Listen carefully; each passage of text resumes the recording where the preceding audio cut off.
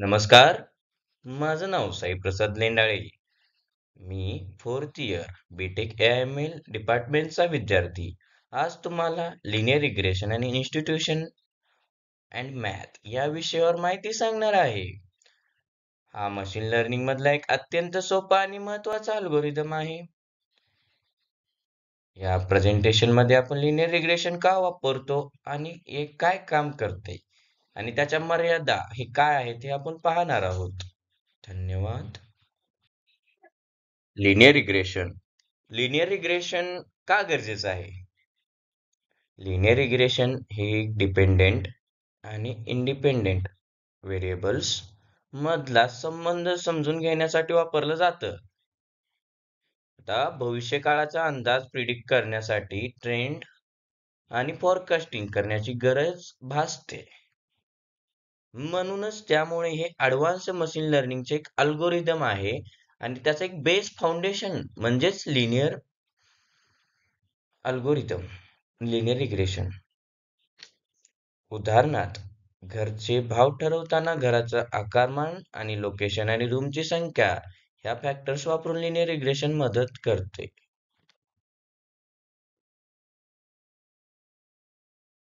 Linear regression म्हणजे काय? Linear regression हे एक मशीन लर्निंगचं मॉडेल आहे. आपण हे काय असतं हे नेमकं पाहून घेणार आहेत या स्लाइड मध्ये. यात इनपुट एक्स आणि आउटपुट वाय असते. इनपुट एक्स आणि आउटपुट वाय यामधला संबंध सरळ रेषेच्या स्वरूपात म्हणजे स्ट्रेट लाईन मध्ये दाखवला जातो. याचे समीकरण म्हणजे y बराबर m गुणवले प्लस सी. m म्हणजेच काय तर स्लोप आणि m म्हणजेच काय तर स्लोप. x मध्ये 1 ने न बदलता तो y मध्ये किती बदल होईल हे दाखवतं. आणि सी बराबर इंटरप्ट म्हणजे x इज इक्वल टू 0 असताना y ची किंमत किती असते हे चेक करणं. उदाहरणार्थ आपल्या अभ्यासाचे तास जर x असतील तर परीक्षेत गुण x ने जास्त होतील. जर जास्त गुण तर जास्त अभ्यास. एकूणच बरोबरच याचं समीकरण होऊन जाते. आता आपल्याला पाहायचं आहे की लिनियर रिग्रेशन अल्गोरिदम काम कसं करतं, म्हणजेच working mechanism of linear algorithm. सर्वप्रथम डेटा गोळा करतो एक्स आणि वायच्या व्हॅल्यूज मध्ये आणि हायपोथेसिस फंक्शन मानतो. जेको आणि हायपोथेसिस फंक्शन मानल्याच्या नंतर प्रिडिक्शन आणि ऍक्च्युअल व्हॅल्यू यातील चूक म्हणजेच एरर मोजतो. म्हणजेच त्याला मीन स्क्वेअर एरर वापरून तो आपली चूक शोधतो आणि ते पाहतो. मग ती चूक कमी करण्यासाठी स्लोप म्हणजेच m आणि इंटरप्ट म्हणजेच c बदलतो आणि ग्रेडियंट डिसेंट हे वापरून चूक म्हणजेच कॉस्ट फंक्शन मिनिमम झाल्यावर प्रोसेस थांबवतो. आणि ह्याच्यातच म्हणजे एक्झाम्पल म्हणजेच उदाहरण अभ्यासाचे तास वापरून परीक्षेतील गुण प्रिडिक्ट करणे हे आहे याचं उदाहरण. जसं की प्रत्येक गोष्ट परिपूर्ण नसते, तसेच लिनियर रिग्रेशनला सुद्धा काही लिमिटेशन्स आणि चॅलेंजेस येतच असतात. लिनियर रिग्रेशनच्या काही मर्यादा आहेत आणि काही लिमिटेशन आहेत, ते आपण ह्या स्लाइड मध्ये पाहणार आहोत. Linear regression is a linear regression algorithm यामध्ये एक लिनियर रिलेशनशिप अज्युम करते. ते नेहमी वास्तव्य तसं नसते. समटाइम्स म्हणजे कधी कधी आउटलायर्स अत्यंत वेगळे पॉइंट्स असल्यास प्रिडिक्शन बिघडते आणि नॉन लिनियर किंवा कॉम्प्लेक्स पॅटर्न पडू शकत नाही.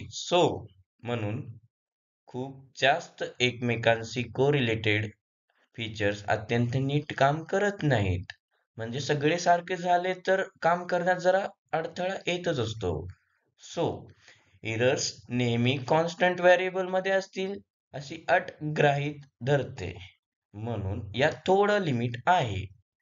उदाहरणार्थ काही exponential growth of linear regression म्हणजेच नीट हँडल करू शकत नाहीत. ओके,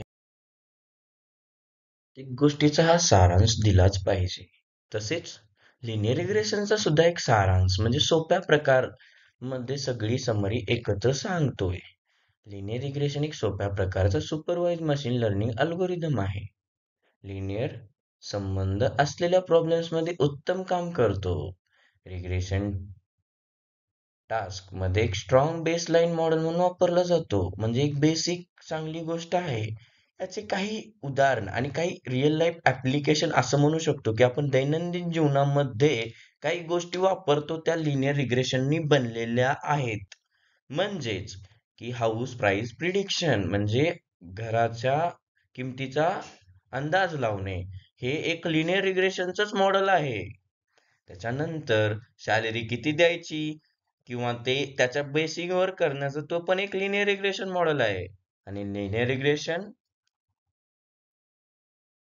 पण समटाइम्स म्हणजे काही वेळेस नॉन लिनियर आणि कॉम्प्लेक्स डाटामध्ये याला मर्यादा येतात बरं काय. तरी सुद्धा लिनियर रिग्रेशन समजून घेणं सोपं आणि महत्वाचं आहे, कारण याच्यावर ऍडव्हान्स अल्गोरिदम आधारित आहेत. हे एक स्ट्रॉंग बेस आहे. जसं इमारतीला बेसची गरज असते, तसं ह्या एक मशीन लर्निंग साठी बेस अल्गोरिदम आहे. सो म्हणूनच लिनियर रिग्रेशन हा मशीन लर्निंग मध्ये मजबूत पाया आणि फाउंडेशन तयार करतो. थँक्यू.